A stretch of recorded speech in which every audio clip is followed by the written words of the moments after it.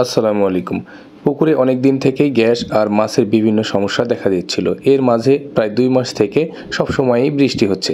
আর বৃষ্টির কারণেই পুকুরে নানা সমস্যা, চারপাশের যে পাতা-লতা থাকে বা জৈব উপাদান পুকুরের তলদেশে বেশি হওয়ার কারণেই গ্যাস দেখা দেয়। আর এই গ্যাসের কারণেই মাছের বিভিন্ন সমস্যা, মাছ জাগা, মাছের অক্সিজেনের স্বল্পতার কারণে খুব সকালবেলা অর্থাৎ ভোরবেলাতে মাছের অক্সিজেনটা কম হয়, কারণ ওই সময় সূর্যালোক থাকে না, সূর্য আলো না থাকার কারণে মাছগুলো জেগে যায়। আর এই সমস্যাগুলো সবসময় ফেস হচ্ছিল। আর সেই সমস্যার সমাধান পেতে পুকুরে জিওলাইট ব্যবহার করার জন্য আজকে জিওলাইটটা ব্যবহার করছি। তো এই হচ্ছে জিওলাইটের ব্যাগ। জিওলাইটের ব্যাগটা সুন্দরভাবে কেটে দিচ্ছি কেসি দিয়ে। এর ভিতরে হচ্ছে 2 কেজি জিওলাইট থাকে। প্রতি কেজি হচ্ছে মোটামুটি 33 শতকের মতন জায়গাতে দেওয়া যায়। তো আমরা 33 শতকের বেশি আছে, 2 কেজি মোটামুটি 1 একর জায়গাতে দেওয়া যাবে। তো এই 2 কেজি জিওলাইট 1 একর পরিমাণ জায়গার একটু কম আছে আমাদের এই জলাশয়টা। তো এটাতে দিব। এটা সুন্দরভাবে কেটে একটা গাবলাতে নিয়ে নিলাম। এই গাবলাতে ভরে নিয়ে এটা সারের মতন করে পুরো পুকুর ছিটিয়ে দিতে হবে।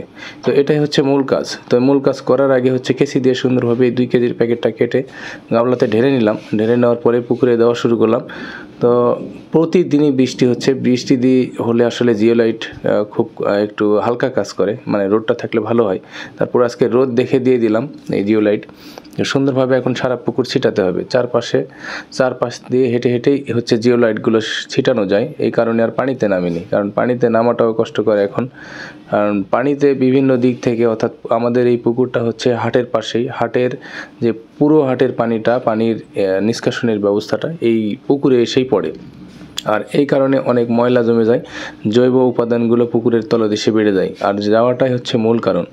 এর সাথে সাথে চারপাশে আসে অনেক গাছপালা। এই গাছপালাগুলো, আমাদের যে গাছপালা, সেগুলোর ডালপালা কেটে দেওয়ার পরেও মানুষের অনেক গাছপালা আছে যেগুলোর পাতা পুকুরে সবসময় সমস্যা হয়। আসলে মাছ চাষের জন্য অথবা যে কোনো খামারের ক্ষেত্রে 3টা জিনিস অত্যন্ত জরুরি। সেটা হচ্ছে যে খাদ্য, তারপর হচ্ছে বাসস্থান, আর হচ্ছে পরিবেশটা। এই 3টা জিনিস যদি ঠিক না থাকে তাহলে কোনোটাই হয় না। তো সেই ক্ষেত্রে মাছ চাষের জন্য খাদ্য, বাসস্থান আর হচ্ছে পরিবেশটা জরুরি। তো পরিবেশটা ভালো হতে হবে। আর পানি হচ্ছে মূল উপাদান মাছ চাষের। পানি যদি ভালো না হয় তাহলে সেই পুকুরে কখনোই ভালো মাছ হয় না। আর পানির সাথে সাথে পুকুরের বাস্তু সংস্থানটাও সুন্দর হতে হয়, তাছাড়া মাছ চাষ করা সম্ভব হয় না। এই পুকুর থেকে আলহামদুলিল্লাহ আমাদের খুব ভালোই মাছ উৎপাদন হয়। বিভিন্ন জাতের কার্প জাতীয় মাছগুলো দেওয়া আছে পুকুরে। রুই, কাতল, মৃগেল, সরপুঁটি, তারপরে হচ্ছে পাবদা। এর সাথে সাথে হচ্ছে আমাদের গোলসা, এবং সেই সাথে হচ্ছে আমাদের পাঙ্গাস মাছ। তো পাঙ্গাস মাছটাকে দেওয়া হচ্ছে ভাত খাওয়ানো হয়, খুদের ভাত খাওয়ানো হয়।